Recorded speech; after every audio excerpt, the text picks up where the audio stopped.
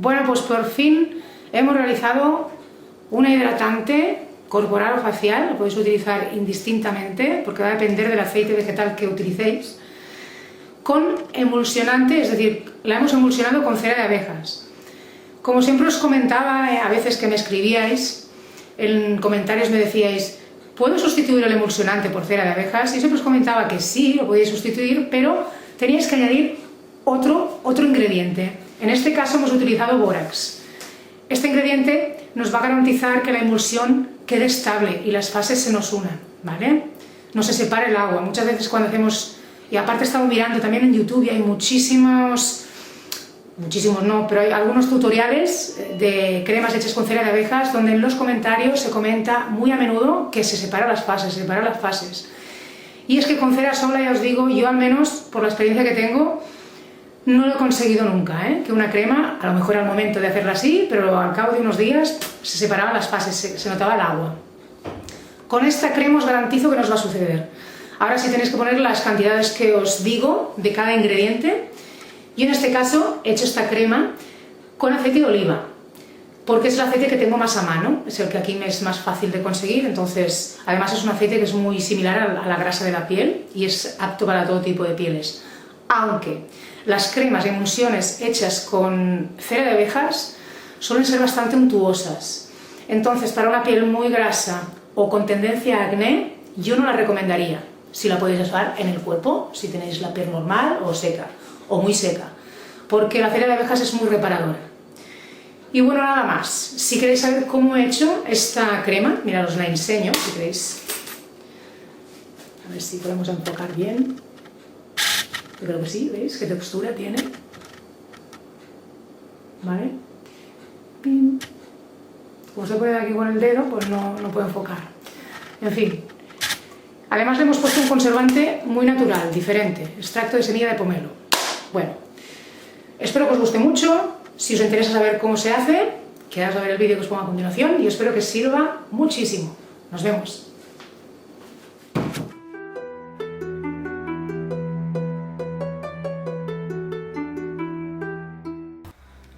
Bueno, pues empezamos preparando esta crema. Lo primero que vamos a hacer va a ser pesar el aceite. Como os comento al principio, yo escogí el aceite vegetal de oliva y vamos a pesar 200 gramos. Después voy a pesar el agua, que en este caso es agua mineral, pero podríais usar destilada o algún tipo de hidrolato si os gustara. Y ahora voy a pesar la cera. Van a ser 20 gramos. En total tenemos que pesar un 10% de la totalidad de los aceites, por lo tanto, como hemos puesto 200, pues van a ser 20 gramos de cera de abejas. Ahora lo que voy a hacer es colocar la cera de abejas en el aceite y aquí tendríamos preparada nuestra fase oleosa. Por otro lado ya tenía pesado el bórax, en este caso son 5 gramos y los voy a añadir al agua.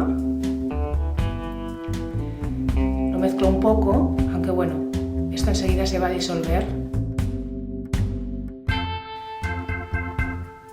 Bueno, pues ya tenemos las dos fases preparadas, me las voy a llevar al fuego, es decir, al baño María, y poquito a poco vamos a esperar a que la cera de abejas se derrita completamente. Esto es un proceso que tenéis que hacer lento, con el fuego medio. Aquí ya tengo derretida la cera, como veis, voy a tomar la temperatura.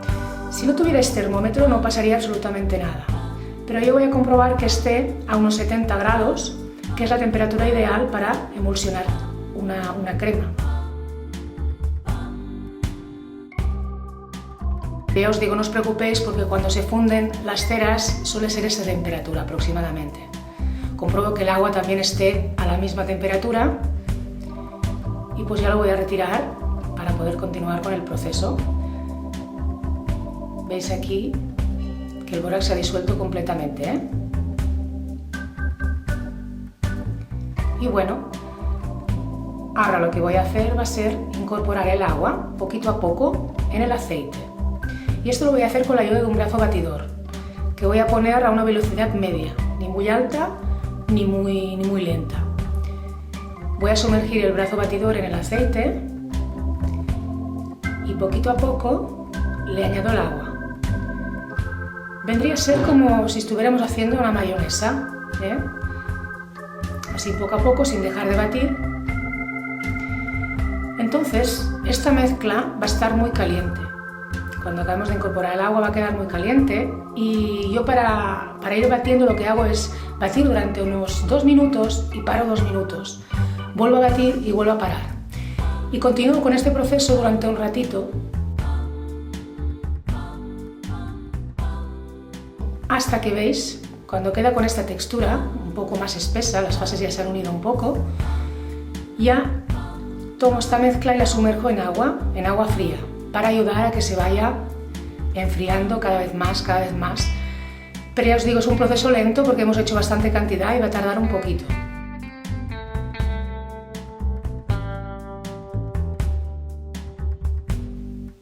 Y bueno, pues una vez creo que la crema se ha enfriado completamente o está a temperatura ambiente, aquí hago la prueba.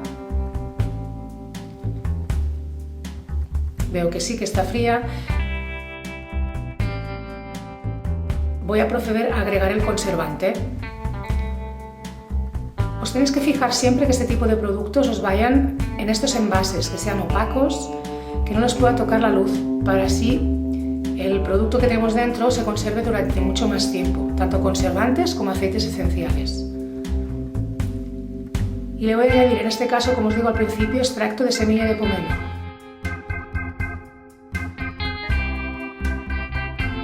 Y van a ser 2 mililitros. Lo mezclamos de nuevo.